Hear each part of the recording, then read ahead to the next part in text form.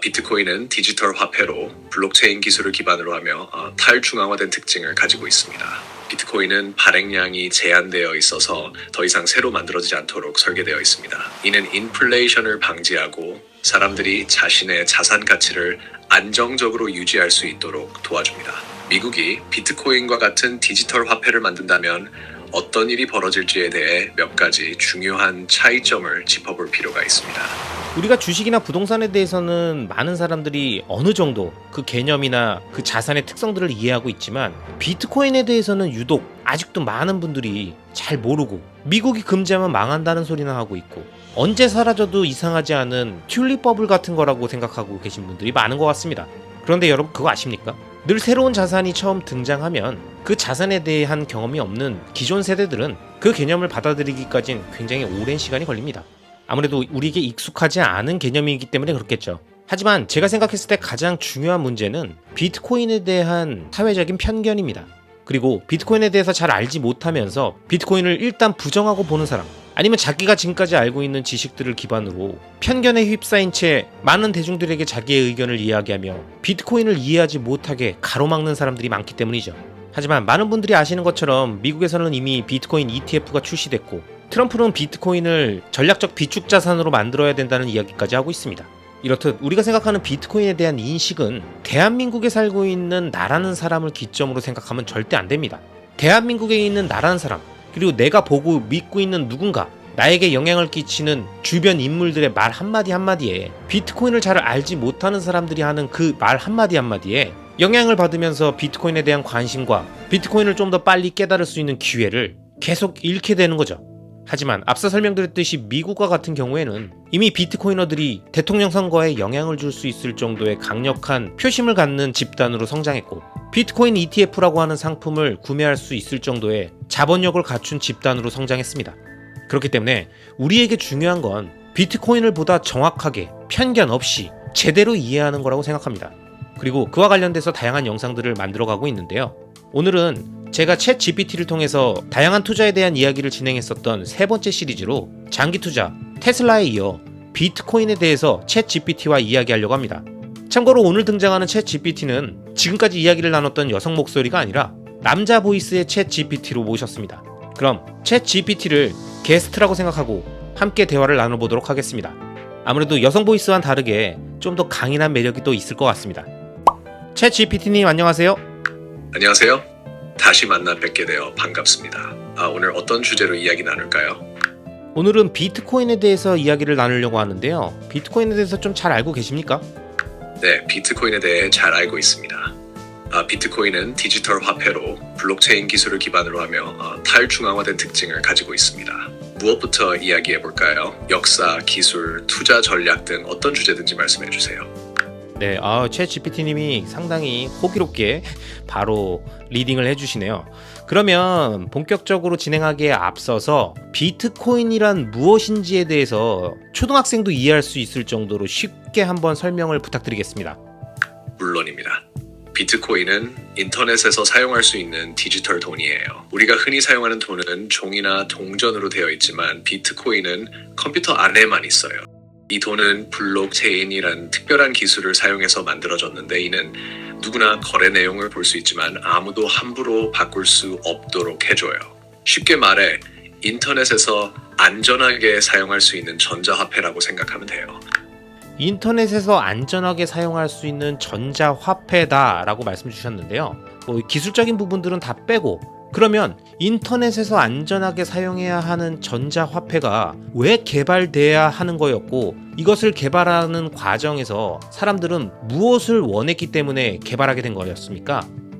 사람들은 비트코인 같은 전자화폐를 만들려고 한 이유는 기존의 화폐 시스템이 몇 가지 문제를 가지고 있었기 때문이에요. 첫째, 기존 화폐는 은행이나 정부 같은 중간자가 필요해요. 이 중간자들은 거래를 처리하면서 수수료를 부과하거나 거래를 지연시킬 수 있어요. 둘째, 은행 시스템에 접근할 수 없는 사람들도 많아요. 이를 해결하기 위해 사람들은 누구나 쉽게, 빠르고 저렴하게 돈을 거래할 수 있는 방법을 원했어요. 비트코인은 이러한 문제를 해결하기 위해 개발되었죠.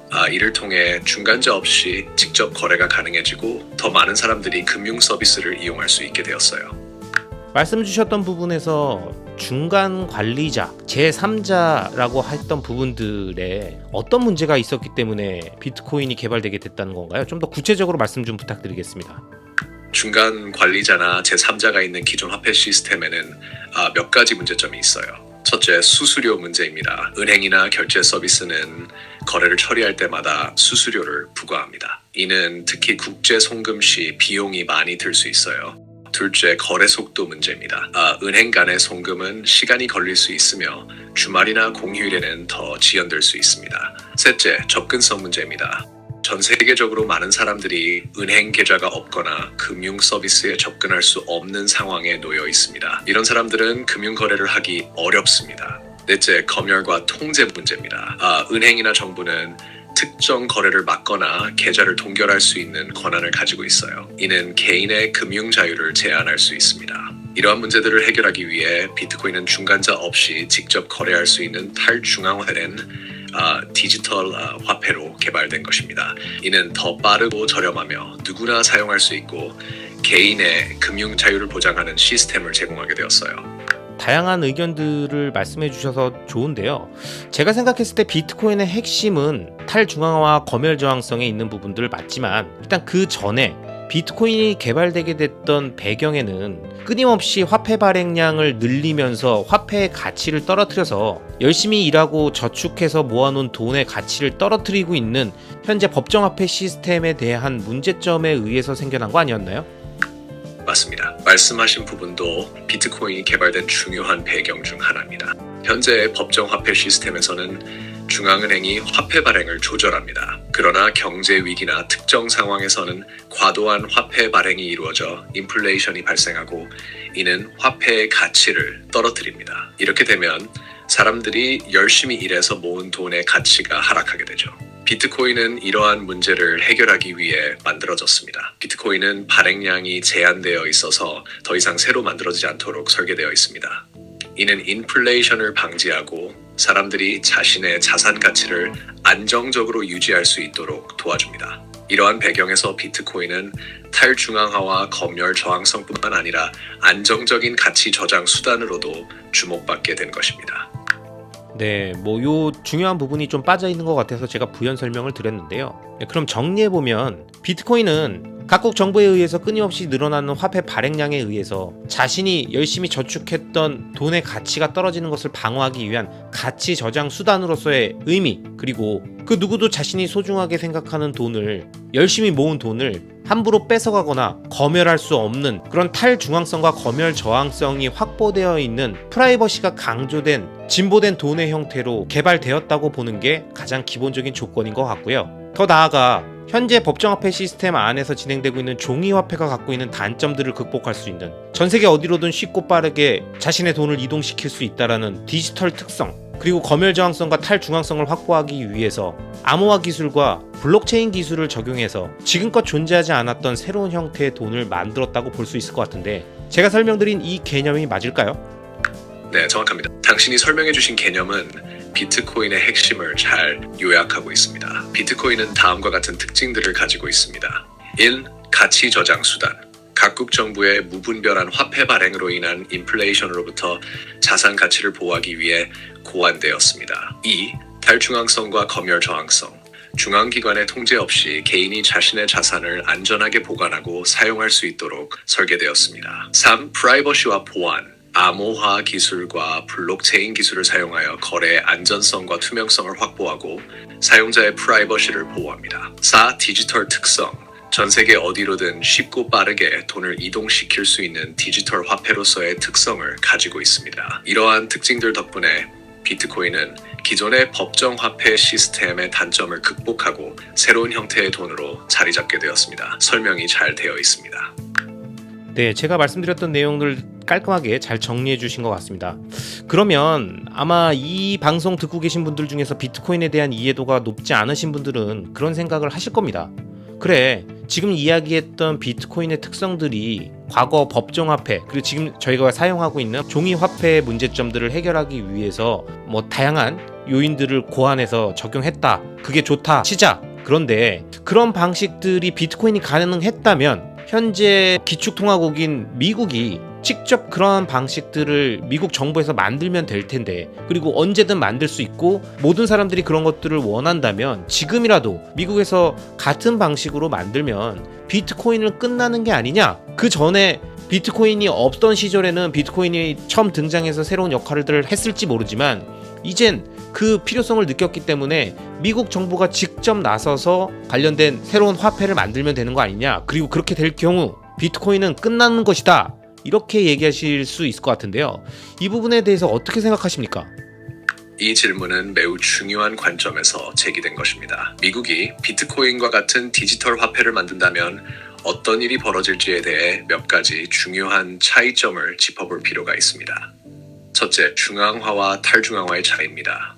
미국 정부가 만든 디지털 화폐는 여전히 중앙화된 형태일 것입니다. 이는 여전히 중앙기관, 즉 정부나 중앙은행이 통제하는 시스템을 의미합니다. 반면 비트코인은 탈중앙화되어 있어 누구도 통제하지 않으며 거래를 검열하거나 중단할 수 없습니다. 둘째, 신뢰의 문제입니다. 현재의 법정 화폐 시스템에서 사람들은 정부와 중앙은행이 신뢰를 잃을 경우 그 화폐의 가치가 하락할 수 있습니다.